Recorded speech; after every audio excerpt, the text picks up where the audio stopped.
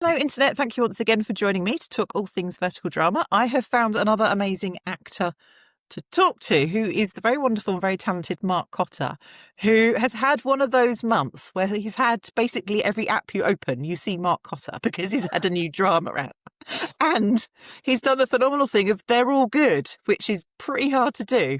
He has done an amazing job in all of them. I paid her I'm to going say to that. ask Mark to do a little introduction of himself to you, the Internet. Hello. Thank you so much, Jen, for having me. I really appreciate the support you've given to the vertical space. I have a lot of colleagues that are on your platform, and you mean a lot to us. And honestly, it's fun. It feels like we're in a new frontier of a space that really maybe didn't need to exist, but now that it has shown sort of the way through what's been a pretty turbulent period in the entertainment world. For many people. And honestly, what began as sort of a reluctant entry into the space has turned into this wonderful whirlwind of opportunities and just meeting some of the most incredible people I've met to date. So thank you. So, the first thing I tend to do is when I kind of know someone, then you, as a fan, you go to IMDb and I go to Instagram because I'm old, so I go to Instagram rather than TikTok. And Oh, the nice. noticeable thing is the first thing that comes up for you is writer, Yes. not actor. Yes. And you've written stuff. I have. I feel like it's so painful when, as a writer, and maybe many writers have heard this, and to those Mm. who have, you'll know exactly what I'm talking about. One of the most commonly heard expressions is everybody hates to read, and that's can be painful. I've been writing since 2015, legitimately. A lot of the stuff that I've written, and I have over 40 scripts that are like in different places, six of which are actively in play. But you're not really allowed to talk about them when there's money involved or development teams and whatnot. And it can be frustrating because people always say like that for growing up, everyone was, how's the modeling? How's this going? And they would just be talking out of school without even really knowing. And I felt like I always kind of couldn't talk about it. But I had moved to California in 2018, working on a period drama about 17th century Lower Manhattan, the merchant families that ran the transatlantic trade network. And basically, without giving it all away, it's sort of the story of how the two-party system we know today became a thing, centered around the first democratically elected governor who was hung, drawn, and quartered by his own family. And it's super cool. That's all I'm going to say. Give a little tease, maybe. There's a love story. It's a toxic love triangle. It's about identity. It's about, coming to a new world, finding yourself. And in a way, what we're talking about today is very much that, this new world of verticals and how it's fast evolving. I mean, just this week, SAG-AFTRA just announced that they're coming into the equation. So I think it's a really unique time, and the fact that we're all in this community together right now, in a way, will be sort of guiding the way, or at least having some influence on where it goes. Yeah. So when you came to LA, were you coming primarily as a writer, or were you always quite, I'm happy to mix up the work, I like acting as well? You mentioned the modeling. Kind of how do Yeah. the three sit together for you? I guess I should start by saying I started as an actor. I always did, like, I did some off Broadway. I did a bunch. I studied at Stella Adler. I had a couple of private coaches, and I was always frustrated because of the auditions. And the audition process is quite daunting for any actor. And I'm sure you could have a whole series about daunting auditions. But a mentor of mine, because I had actually formerly been an executive assistant for producers and a gal at Live Nation and modeling agency and all this. So I kind of hopped around and got a sense of that. And one of their mentors said to me, you should create a vehicle for yourself. And that kind of became my sort of guiding principle. And I wrote a script in circa 2013, and it was terrible, but somebody read it, somebody took it seriously, and it kind of led to this opportunity where they said, we don't really want that, but we have this project. And then it kind of opened my eyes to like how packaging projects works. And I sort of led this through, studying showrunners and things like that. My dream is to be like a Taylor Sheridan meets Shonda Rhimes. I want to set up writer rooms, and maybe in the vertical space that's possible, because I know a bunch of actors in the space. I just worked with Casey Esser, who wrote, produced, starred in his own. And talking to him was so insightful. He's such a gentleman. Great energy on set. Frankly, I haven't had a bad uh, experience to date. Knock on everything. So what year did you come to LA? 2018. 2018. Okay. Yeah, So you're a good person to talk about where LA's gone and where the industry's gone then. Because I got a obviously little taste of LA, COVID, of strikes, LA I mean, that's prior. pretty rough. Kind of Yeah. what kept you going through all of that? Ooh, writing, actually. Fortunately, a lot of my writing jobs have come from overseas, ironically, from Europe, from London, the BBC, from just random producers who want to acquire IP and package projects they're passionate about that have attachments and etc. So that kept me going. But there was definitely a dark time because it felt like the hope had been gone for a lot. You talk to a lot of actors, talent, producers, cast, crew, and you see everybody struggling, and that was brutal. But I honestly think the silver lining is that it made everybody stronger and more uh, creative. You know, everybody now, like sometimes you do a vertical, and there's a great example of Nicola de Prato is a cinematographer on Fake Princess Diaries that just came out. And we shot that months and months ago. So that was one of the ones I was like, oh, did they scrap it?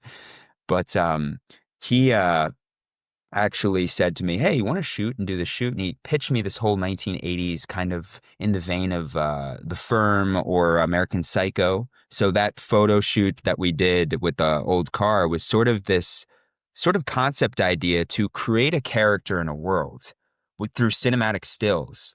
And when you think about that in terms of like pitching, you like any pitch is like you have a pitch deck of sort of the world, the idea, the character, and he had proposed this really genius idea of like, let's just show people this person in this world, no context, just allow them to come up with their own interpretation. And from that, I think I got 3 jobs just from DMs on Instagram doing that. So I'm so open to collaborating. Whenever somebody reaches out to me to do an interview, to meet up, have coffee, to shoot something, I am so game. Um, I'm more in it for the building the community than, I'm not going to go diva on anybody. Be like, oh yeah, you got to pay me Hey. for. Well, actually, I shouldn't say that, but But this is so interesting because I think this explains why you then have found verticals, because it seems to be that the people who've embraced it are people with, and I'm going to use language from my kids' school, which is a growth mindset, which is you go in open, you see what there is. Whereas I know there's also, there's still a lot of people who are like, I don't want to do that, and yeah, shutting it off. And I feel that the people who've made a success of the verticals are everyone who's been a bit more, let's go in and see what happens. And it suggests that you obviously were already of that mind. So when it came along, presumably you were like, let's just see where this goes. I was so ready. I mean, frankly, with being a writer, you're in a room all day. And I would spend my schedule for the longest time, and not many people know this, is like I'd wake up, I'd go through notes, and I'd write for 12, 15 hours a day for years. Like I did that literally. I one day, like I'll get to show more of what I'm doing, and I'm hoping some more announcements coming soon. But yeah, like I fell in love with it. And I think through that process of writing, you have to be a good note taker, and you have to be aware. And I think in a way it's helped my acting. Maybe. I mean, I still got a long way to go. I'm not gonna I've looked back at some of my verticals. I'm like, oh man, that was tough. But you know, you got to do it, and it's putting yourself out there. And I think if anything, even like with yourself, I am really you put yourself out there, and that inspires me, whether you know that or not. Like when I saw you creating this community, I think more people should do that. And I honestly believe there will be a world where we are acknowledged for our creative sides. And maybe with the future of AI, everybody could be making a living off of what they love to do, in an ideal, overtly optimistic sense. But We're going to go for the ideal, overtly optimistic. This is going to be the theme of 100%, this yeah. entire interview. Ideal, overtly optimistic.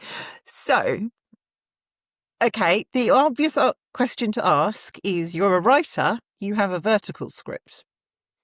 Yes, As we know, vertical scripts are, okay, we're being optimistic, are stylized, shall we say. that's a great word. Very Let's use optimistic that. word. Let's go for stylized. I guess, how do you make that transition? And I guess also partly as an actor, like what Yeah. were you told? What was the So direction you're this given when you walk very into that and those characters?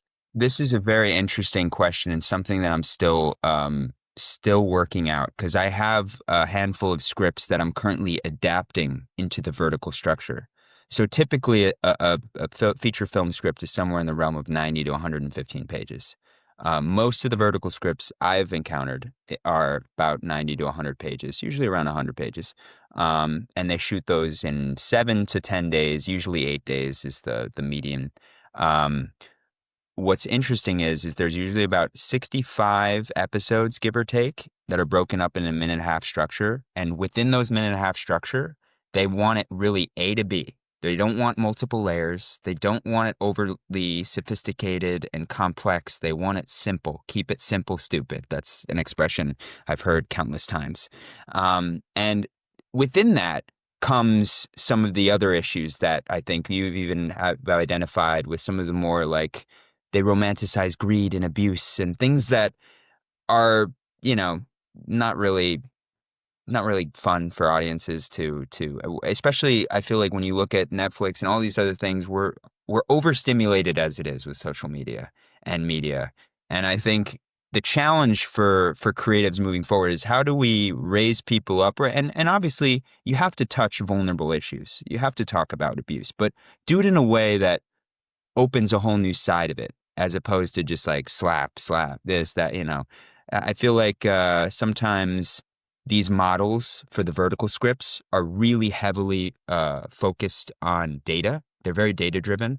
And even in my talks with a couple of production heads from companies that remain nameless, just because I don't know if I'm allowed to talk about what I said with them, but they have really stressed that it's data driven and it's all financial. So when you take it from that understanding, you can see how the scripts can sometimes be subpar and not as in depth. And I think when I talk to some of my co-stars, they have often said like, "Oh man, I really would have loved to see this character have more of an arc or more of a payoff."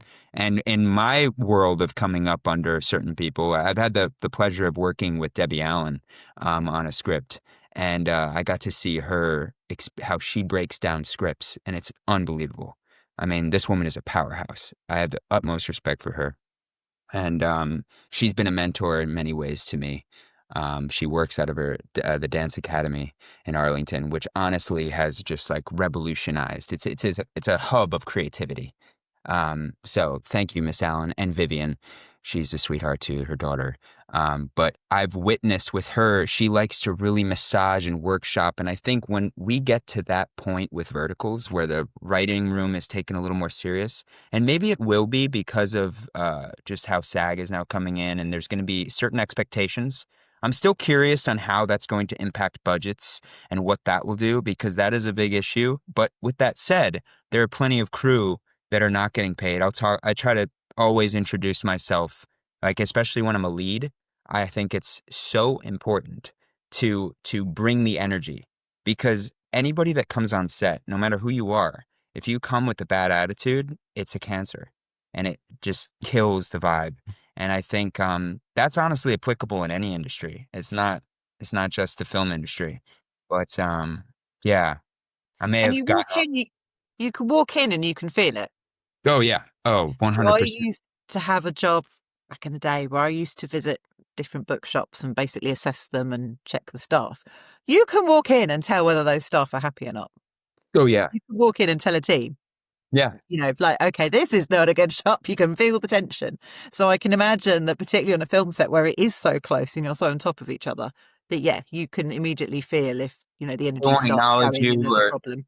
yeah, you'll ask them a question and they're like, yeah, it's over there. You're like, or versus the person who comes out of their way, embraces you. What are you Yeah. reading? And then they give you suggestions. And then maybe one of those suggestions opens your eyes to a whole new world that you didn't even know 10 Mhm. 10 minutes ago. You know what I mean? Like, that is the kind of people I love to surround myself with, which has been great. My understanding is there's a lot of them in the vertical industry because obviously your first vertical was okay, brilliant title. After divorce, I owned 3 billionaires. Excellent. There was a whole run of these where they decided what we needed as women were like the option of multiple men. So fair Yeah. enough. I mean, why have 1 billionaire when you can have three? But I found that cast really interesting because there was obviously quite a few people like yourself who were new to verticals, but then Yeah. you also had some people who had done a lot. So obviously the lead's Emily Gately. Emily, she's amazing. Uh, Yeah. She's you've great. got Joshua Smith who has done a lot, and you've also got So Daryl good. who has done a lot as well. Mhm. So kind of how does that? My understanding is most people are telling me that when you go on as a new person, all the experienced people are really welcoming and are basically like, we will help you get up to speed. And that Yeah. that is quite different from potentially theatre or TV. You don't always get that same support. That is such a great question. It's interesting because this is the first moment I'm like thinking about this question of how, because now I just finished my 10th and I'm going on to my 11th vertical. Um, that was an interesting experience. I remember being a lot more nervous going to set that first day because I had no idea what to expect. And it literally is a feature breakdown. You know, when you get in the call sheet, it feels like you're on a real movie set. And frankly, you are. So when you're going, it's just the thing is you're thrown into it and you need to know maybe 10 to 14 pages. I think our first day on that was 16 pages. So I was so nervous going to set because I'm like, oh man, I better. But I will say they break it up in little chunks. So as long as you are familiar with all of your sides going to set and you know what you need to do, you have time to memorize on set. And what's great is like Emily welcomed me in and we talked and that whole cast was so brilliant. Even the other guys who hadn't done too many um, was so awesome. And just like we it was an immediate bond. And Marc Cotter, who is the AD on that, I love that man. He is such an incredible talent. He used to do this thing, so sometimes we run behind and the AD's job is so important keeping it on. And I really have a lot of love for ADs because they do get a lot of flack for, having to sort of be the pit bull on set to keep everybody in check and to keep the day moving. Mark would come around with a little speaker and he would play like, Welcome to the Jungle. So like on the first day, everybody's nerves are up, but he's like DJing and he's keeping, and then the music, he uses the volume to kind of like get the makeup and hair wardrobe ready to go and the actors. And then the music cuts, okay, time to get set. So he was brilliant. I really look forward to working with him again. He Um, also has good music taste, which helps. Unbelievable. Honestly, Very I good think music that's a taste. make or break for me. That's a prerequisite to be my friend. Mhm.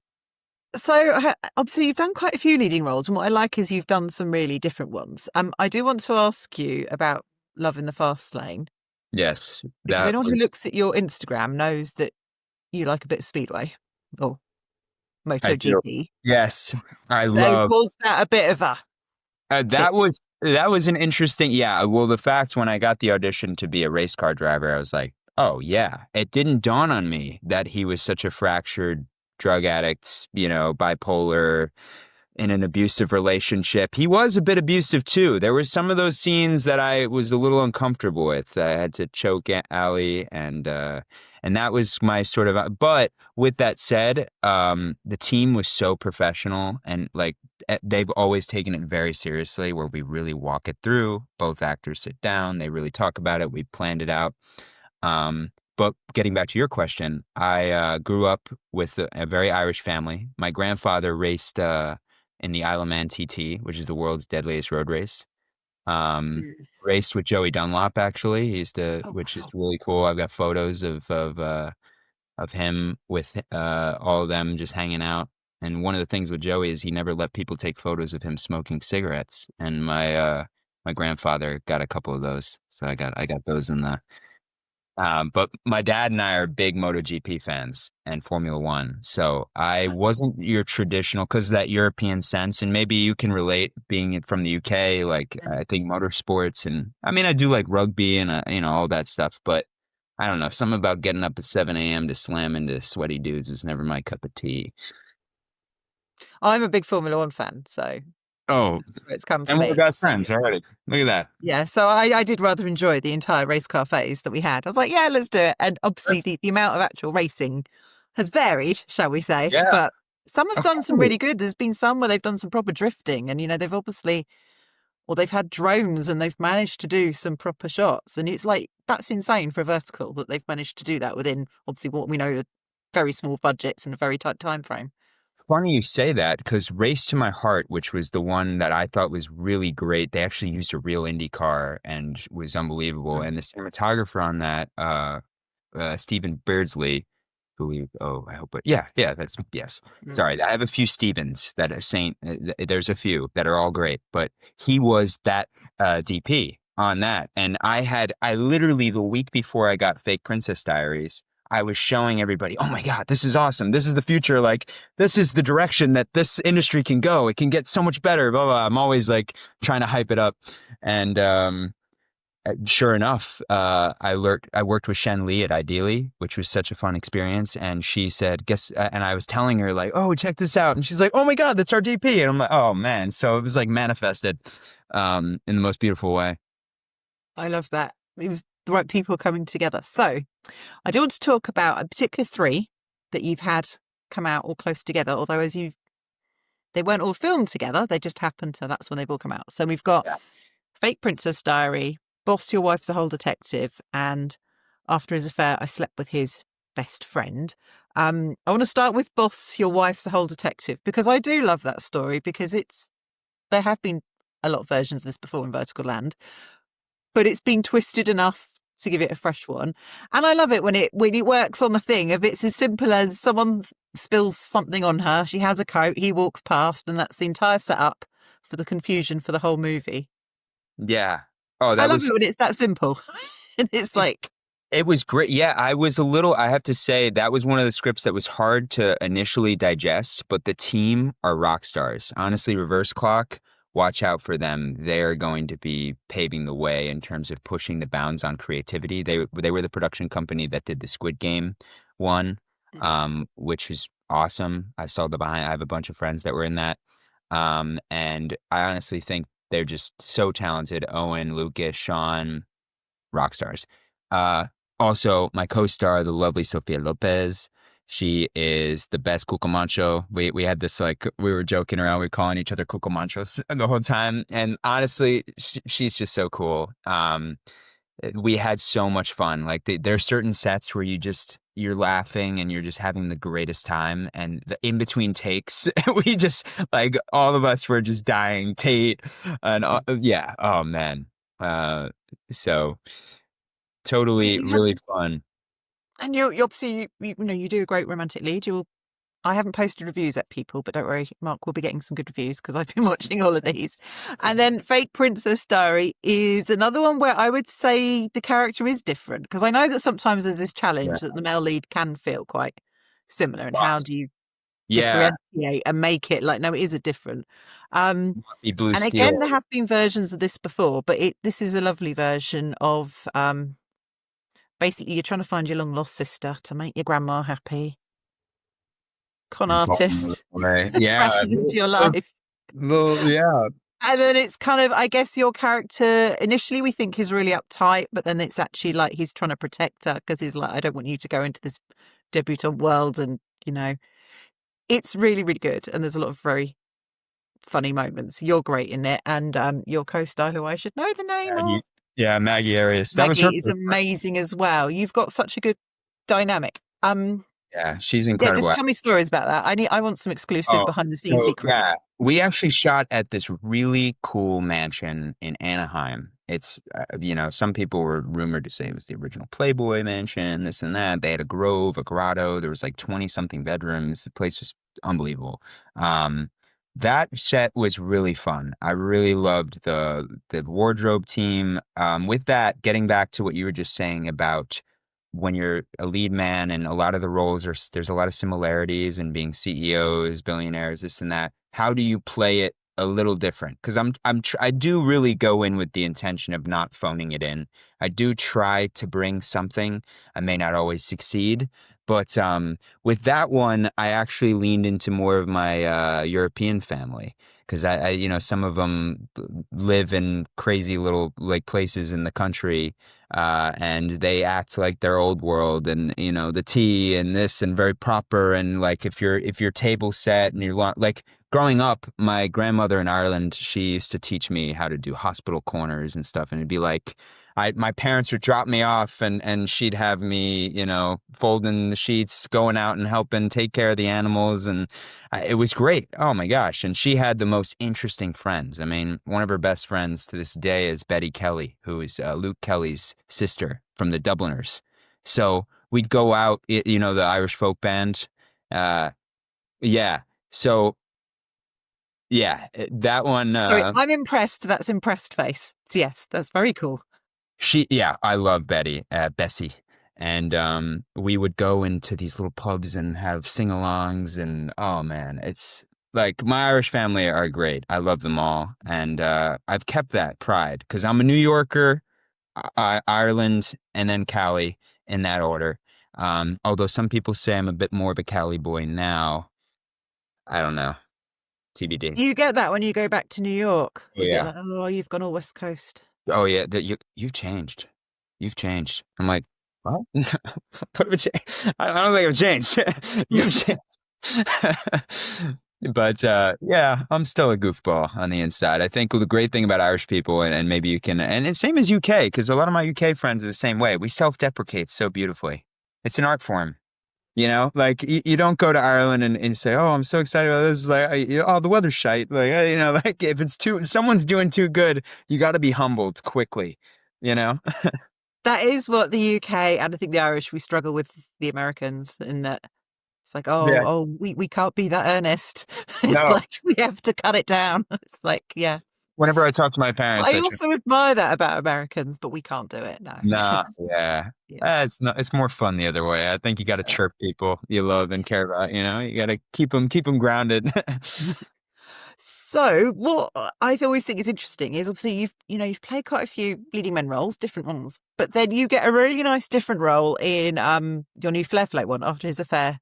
Yes, I slept with his best friend, and to the extent I hadn't realised it was you that's because really I'd wow. watched that, and I think that's because of your physicality in that and how you hold yourself in the role. I loved that role. Maybe my favorite role, honestly, because it was so different and I got to explore a side of myself that I don't really care for, but it was fun to do it because I get to be like the jerk. I'm always like attributed to the golden retriever energy and this and that. So for me to be the bad guy was kind of fun. And like working with Tess and Casey and Allie, who I had worked with in Love in the Fast Lane. Yeah.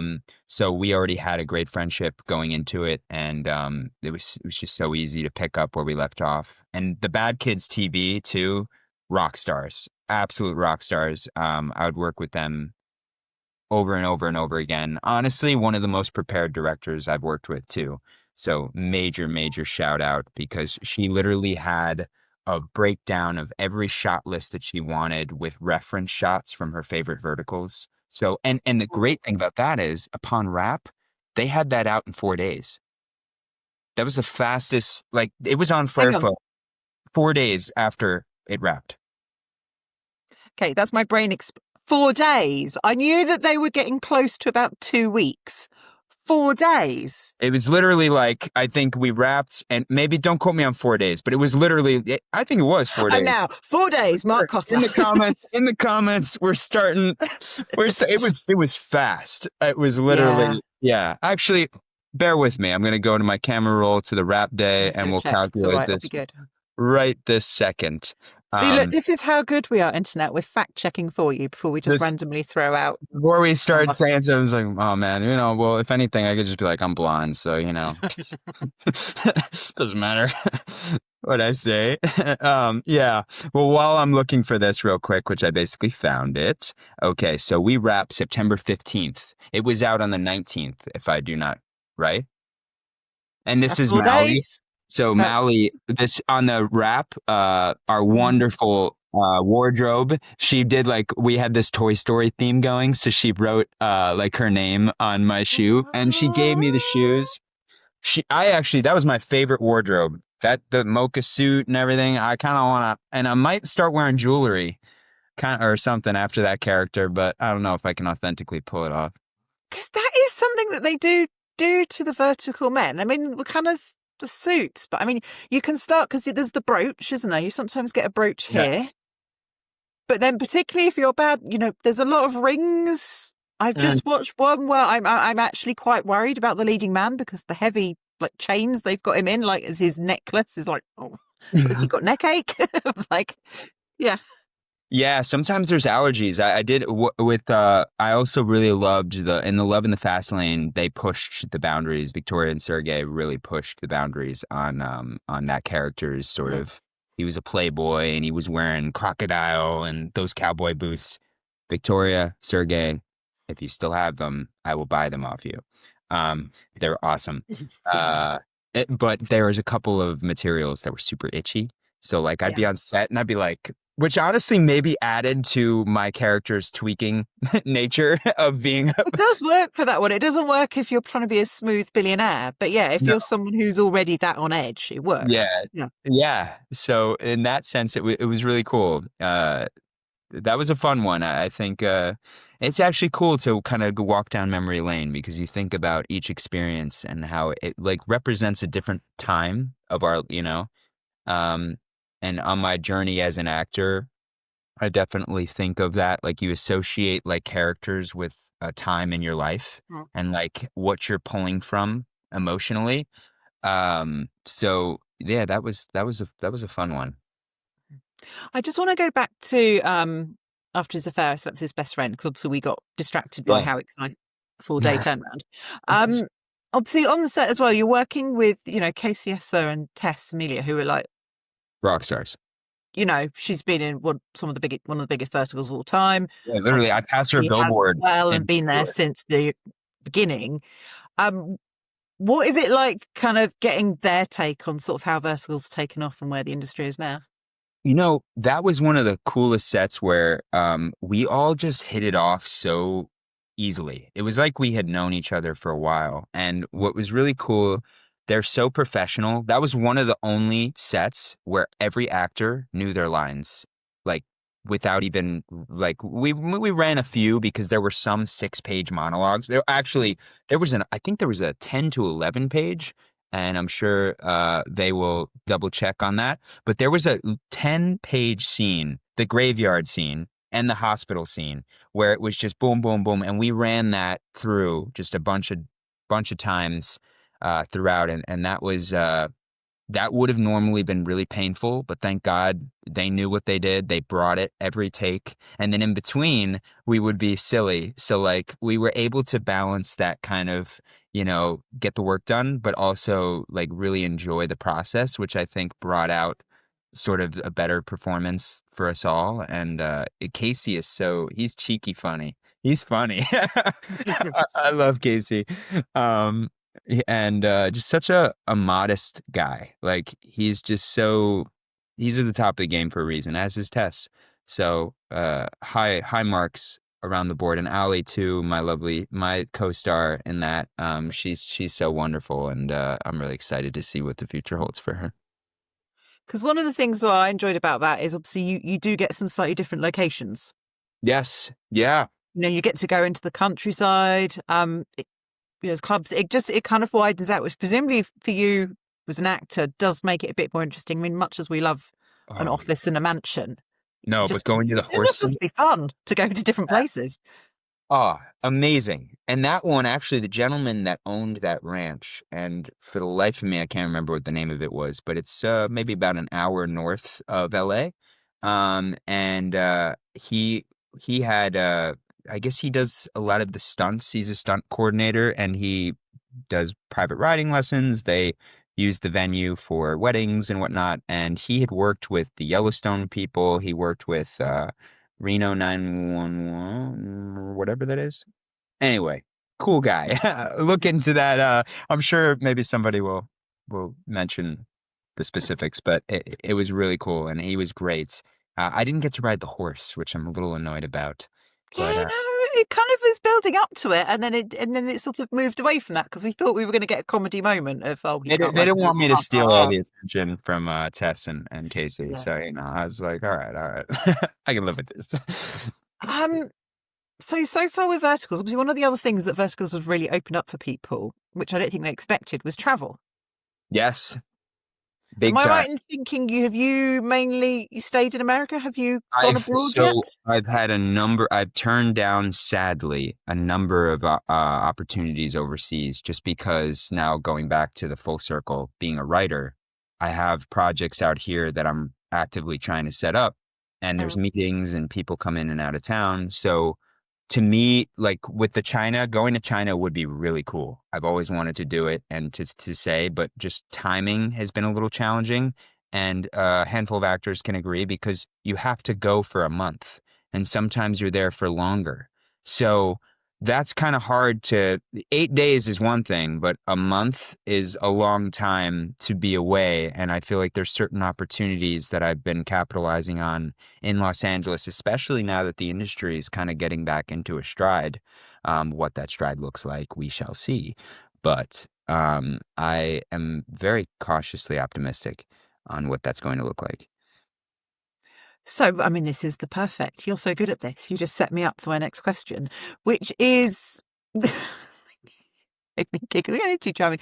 Okay, writing. So obviously, you've mentioned you've got extensive writing experience. There's some stuff you're making more vertical.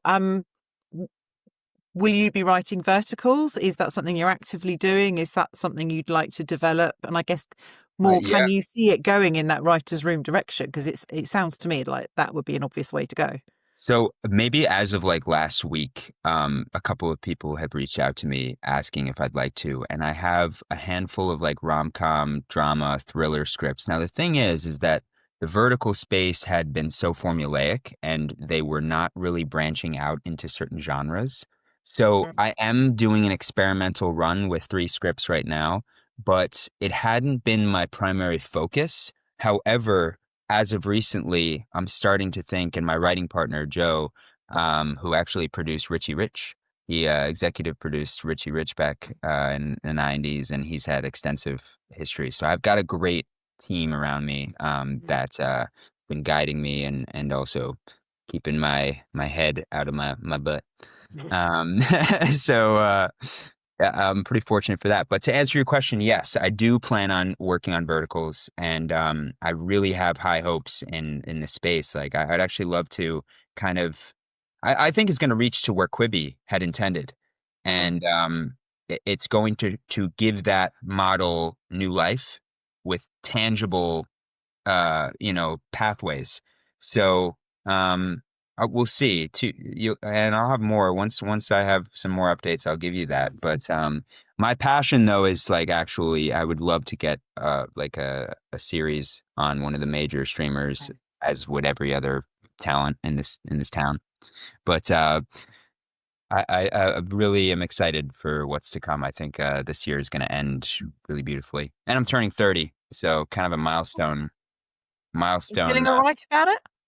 I was so afraid. I think my dad's been reminding me since I was 22. 'Cause he moved here when he was 19, and he had his own house. And he's like he worked hard. He started Mm. his and my parents have their own little vertical meet cute because they had met in Ireland, and my dad moved to the States. My mom lived in Greece for a little while, and then finally they both came here. So it was, and they are like the role model parents. Like I have such a great family. I'm so grateful. Like my sister's powerhouse. She's taken over Hampton's interior designer. She was just featured in Show House that Architects Digest and a couple other people had talked about. Whoa. So she's killing it. Yeah. So I'm trying to raise my bar to that level in my own respective space. Oh, and you want to talk about your brother as well? I would love to. So Evan Cotter is our angel boy. He's a miracle. When he was born in Stony Brook Hospital, the doctors had gave my parents like the news that, they basically said you should pull the plug. To which my parents said, "Are you effing kidding me?" And switched hospitals, and it was this whole ordeal. And honestly, like that period definitely shaped who I am today in ways that I may not even understand yet. But it reminded me of how precious life is. And he is just this ball of just like this energy ball of joy and just when he came home, everybody in our community was so welcoming. We threw this huge welcome home party where the ambulance came, and I grew up with a 24-hour nursing care. To this day, if you go to my family's house, we have a nursing center in our house with around the clock nurses who have become family members, and I don't think they realize how grateful I am because I sort of sometimes feel guilty being out here and not Mm. home to help. Um, but my sister is incredible. She lives nearby and helps out and she honestly is way better than me. Like I see a little bit of blood and I'm like, but she'll take it by the horn and get it done. And I think ever since Evan was born, just really interesting miracles have been happening. And he kind of is my guiding star. I've always like whenever I'm having a bad day, I think about what he's been through. He's had over 20 something surgeries in his life and he smiles, he's laughing. You know, you go in and he can sense energy. And yeah, it really has changed my outlook on a lot of things and given me patience that I may not have had if it was the other way. So, Because you're um big brother, aren't you? Is that correct? Your big brother. I'm the oldest, then Brooke, and then Evan. Yeah. Yeah. And I guess So that's a responsibility, isn't it? Being big brother. There is a it's little bit of a that comes with yeah. that. You also are kind of the guinea pig. You're the trial. You don't know because also you look at your parents and maybe you've experienced this too. As you get older, you see your parents as you, like Mm, at this age, trying to figure things out, trying to make things mm, happen, trying to build a life and have a sustainable, healthy existence. mm. Here. And I feel like my little brother has even shown me if I could be half the person my parents are, half, I won't be full because they are like saints at this point. This what they've sacrificed to give my brother the best life that he has. Honestly, I yeah, I'll get emotional thinking about it too much, but like they're just such incredible Mm. people. And they've always, like when I was 14 years old, my dad would drive me into the city 3 days a week after high school. And Joe, who I work with now, he actually helped me reschedule my whole curriculum so that I could have my important classes at the beginning of the day so that I could then go into the city and be an executive assistant for a film producer. And my dad would just drive me in. It was our way of like, just like, talking about life. And, it's funny because he'd be always like, my dad, I feel like always was my big cheerleader where he's like, you need to be a rock star. You need to do that. He's always like pushing me and I always said, maybe I'll come and like work with you and take like help the business. He says, I don't want you to do that. I want you to Mm. do what you want to do. And I've been very grateful and they've given me enough rope to hang myself and growing up and to this day they've got my back even though I'm on my own out here. I'm not really on my own. I've got a great community here, but Mm. yeah, that's my spiel about my family. So I have to ask, what do your parents and your sister make of verticals? They love laughing about it. I'll tell you that much. We have a bunch of Irish people over the house right now, and they were like, "After his fair, I slept with his best friend." Blah, blah, blah. Like they're just like it's a pissing match over there. It's funny.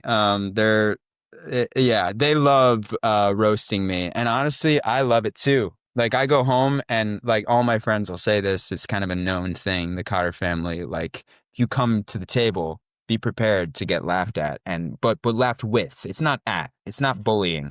It's just like, But it's it's just, I guess, when you have verticals or certain titles, you are giving people a gift, aren't you? yeah, you And you oh go, have fun with that one. So, honestly, I'm surprised there's not more comedians. Usually, like, oh, actually, no, there is. Microdrama. I did a podcast for Vertical Romance, and yeah. James Kirkland and his partner there are so funny, and just it's yeah. They're just starting to come through, actually. I've just seen this week, there's one or two people who are vertical actors who are doing them, but I also saw some other influences, people are starting to do the comedy vertical kind of, Yeah. take off, which is when I think that things have hit. I'm trying to do I, that. That's so spoiler alert. That's one of the vertical scripts I'm trying to do. I want to do more comedy. yes. Um, Oh, I so want more so comedy. But yeah. I remember that was also when I knew Hallmark had slightly tipped into as well once, all the Hallmark parodies were on TikTok, which are obviously all very accurate. But yeah, now the vertical ones as well. Yeah. I'm surprised Hallmark didn't jump on that. And maybe they will. Maybe yeah, it'll be funny. We'll circle back in the future if that does come to be. 'Cause that'd be really funny. Because I can see Netflix, Hulu adding just a category for the mobile apps. I mean, Because we've it's all got the mobile. But I think that was the thing people have asked yeah, me, is it here to stay? And it's like, well, because we've already got, everyone's got the phone. You don't need any additional tech or anything. We've all no. got the phone. We're all used to downloading apps. So going forwards then, any projects that you can Uh, tell us about? Because I imagine most of it is like, I can't tell you anything about that. Well, I mean, I What guess, can you tell us about? I do have, you will see me in a couple new verticals that are coming soon. And then also, you'll actually probably be reading and hearing about a couple of drama series that I'm really excited about that I will, once I have more I can talk about. But basically, yeah, I have been working as a writer for 14 years pretty aggressively. And I have never really shared anything about it because it is a hurry up and wait game. And for those creatives out there that know the game and know the struggle, it's one of those things that it's like an evolving Rubik's Cube and getting the sides matched up at the right time with the right team. Mm. And sometimes you'll work with certain partners that are not the right fit. Doesn't mean they're bad people, doesn't mean this or anything. It's just sometimes it's a process and it's processing. I'm going to end with some writing questions now. Okay. Okay. So, where do you like to write? You at a Right. desk? I am a bat cave. I fancy myself a wannabe Bruce Wayne. Okay. My dream is I do like writing in a room because I do get distracted easily. I tried writing on the bluffs. Occasionally I'll go to the Santa Monica Bluffs, but that's more so to I'll bring my guitar and I'll just kind of riff and get into a flow state where I do feel like my best writing comes from how I feel about myself. If Mm. I'm really excited and energized and I'm feeling healthy and I'm pumped up, I will. If I'm, depressed and sulking, I'll be just doom scrolling on Instagram or YouTube. Mm. Uh, and I don't get much done. But sometimes it's like, I think John Mayer actually did this speech at a USC or something where he talks about how the creative clouds open up and lightning strikes and you're just catching it, basically. Yeah. Um, I attribute it to that, but I do mainly write inside because I've tried coffee shops and I'm like your typical Irishman. Oh, how you doing? Hey, how's it going? Blah, blah, blah. And then you're just like, you're not getting any work done. And then 4 hours pass by and you're like, oh boy. Yeah. So I what had about that with yourself? I had that with co-working spaces. I kept going to co-working spaces and getting to know everyone and doing work for them and not actually getting any work done. So yeah, I Yeah. hear you. Um, okay, so guitar potentially. What's the Yeah. drink of choice? Is Oh, it coffee, coffee, yes. coffee? Oh yeah. Okay, so don't judge me. I'm a little basic. Of being from New York, I love coffee. I Mm. love the bougie coffee spots and stuff, but I'm an actor and a writer and we don't make the best, living yet. Mm. But I have a great rapport with all my baristas at Starbucks. Jill, Daisy, Haley, Edwin, Cameron, Boone, they all hook it up. And I live walking distance to a Starbucks. So I'm there every day. I get a regular tall pike and a grande cup with coconut milk. Now, Mm. yeah, I know it's people are gonna say I'm a little cocoa, but I was a milk guy, but I have to say coconut milk is really good for the digestion and just I don't know, I feel healthier. Although a woman told me recently, and I don't know, maybe you can help me fact check this. She said that it's like drinking lard, and I'm like, what? So I might just switch to black coffee. We'll see. I They don't know. normally What's do your this. thoughts They on normally this? bring in something. They're like, it's great and it's healthy, and then a year or two later, like, yeah, it's not actually so Yeah, it's good. not.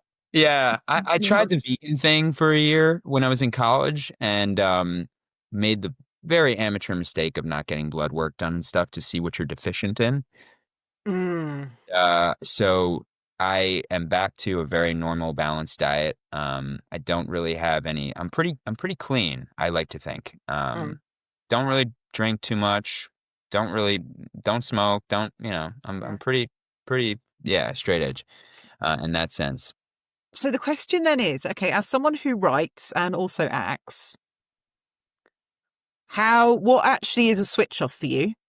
So, like, what can you read that is actually switch off, and what can you watch that is a switch off and doesn't go take you too much into, Oh, that's such thinking a about great it from a writing or acting point of view? Because I could see that that could happen a lot. I've actually was talking about this with a friend the other night about the transition period of going from one project to the next. And with writing and acting, it's different because when I'm acting, I tell my brain, no matter what I think of the script, I'm doing this script. This is the director's vision, this is the producer, this is what I'm doing. So I have to just give it my best, even if I don't agree with it. And there's a lot of times where I'll read it and I'm like, well, whatever. But what can I do to make it go from to ah? So I try to apply that when I get into writing. This takes me a while. Sometimes it can take me 4 days of staring at the screen, and I will literally just sit in this chair for hours on end, just doing research. And what I typically do is I'll listen to interviews and get inspired by creatives. Aaron Sorkin said to the untrained eye, a writer's life can look like sitting on a couch watching ESPN for 6 or 7 hours. Mm, Um, and I think for me, writing is really like a meditation, and you have to treat it as such. You have to get into the zone. And I specialize in a lot of docudramas, so they're historical driven. So I'll typically, if it's a person, for example, there is a Deadline article about Wilt Chamberlain and Bill Russell. We're working on a story about that, and mm, I can sort of talk about that because it's already live. yeah. Um, and that one, we read 43 books. Um, of of all of Wilt Chamberlain, Bill Russell's life, and sort of the contrast and their involvement in the civil rights movement, Mm, which is very fascinating. And through that period, I now then had to read books on the civil rights movement. I had to read James Baldwin. I had to read Malcolm X, Martin Luther King, mm, understanding the contrast, the similarities. I learned about the jazz in 1950s, 60s in Boston and New York. So mm, I collect Life magazines. Um, I wanted to get the nuance of the dialogue, and some of the best dialogue is in their books. I mean, Red mhm, Auerbach in that, who's the famous Celtics coach, who a lot of people give a bad rep, especially in the Winning Time series. He's kind of depicted as this really nasty, mean guy, but he really wrote the modern handbook for coaching. And Winning the Hard Way is one of the best books I've ever read in my life. And a lot of famous coaches revere him. And there's a reason why the Celtics legacy, even though controversial, is so impactful. And I think it's a study of human nature. So yeah, that's my long spiel. But yeah, I really love diving in and listening to people. I'll listen to interviews all day, mm. like of anyone that inspires me. And sometimes what's great now is on Instagram and stuff, you just get an endless loop of my For You page is like 90% interviews, guitar, architecture. Oh, you've curated your algorithm. You see, I'm you've done trying. a good I'm job trying. there. Sometimes I get some weird stuff because some of my friends send me some crazy stuff. But you know what? You do you do what you can. Is that too personal of a question? I think that's like the most personal question one can ask is I don't tend to look at it, to be honest, because I'm very conscious of not overloading with good. like intake. So, but no, I was talking to my 13-year-old about it, and she's very aware. It's interesting. She's very savvy and she understands TikTok, but Interesting. she does work to curate what she's shown. Wow. And yeah, but she's gone down a really good autumn crafting one. So she's getting lots of watercolors, people doing watercolor. And then now she's like, I'm in glass blowing TikTok. And I'm like, what? She's like, it's fascinating. And actually, if you've watched a video of a craftsman, shaping and blowing glass, it is amazing. And she's like, it's all pumpkins. They're all making pumpkins. But they're a lot savvier than we realize, I They think. really are. And she She's probably knows more 17 than and all she's of us. worked that out, and she is actively making sure she only sees what she wants to see. So, Which, it is a great thing. It also, you wonder, because we are in this era of overstimulation. mm, Yeah, I'll have a lot of respect for parents, because I couldn't imagine what it's like to raise a kid in a world where you kind of you don't have control over what they're subjected to, mm, in a sense of like some of the crazier side of the internet. mm. But it also is inspiring to see. It sounds like you got a young artist on your hands. Oh yes, no, I'm actually sat amongst her art stuff everywhere. It's like I have to clear a space to put my thing. Um, Oh, she's I taking can't the thank apple you didn't enough. fall far from the tree. Yeah, well, I can't thank you enough for your time because it's been absolutely joyous talking to It you. really has. And I'm a big fan, and this was really lovely to finally do this. So yeah, I think what we probably need to do is, because you've obviously got lots more projects, is maybe we circle back in a year or so and kind of Perfect. Yeah, see what's happened absolutely. next. So I reckon it will just be for you. So Well, thank you, I thank you, think the thank you. same thing too. This might actually become like the new Conan O'Brien space, or the whatever, you never know. That's my plan. I want returning guests, and eventually Yeah, there might cool. even be a Yeah. sofa somewhere. So, yeah. Hey, listen, I'll come to the UK. Shoot, maybe we'll do an in-person one the next time. That would be amazing. Right, I'm going to press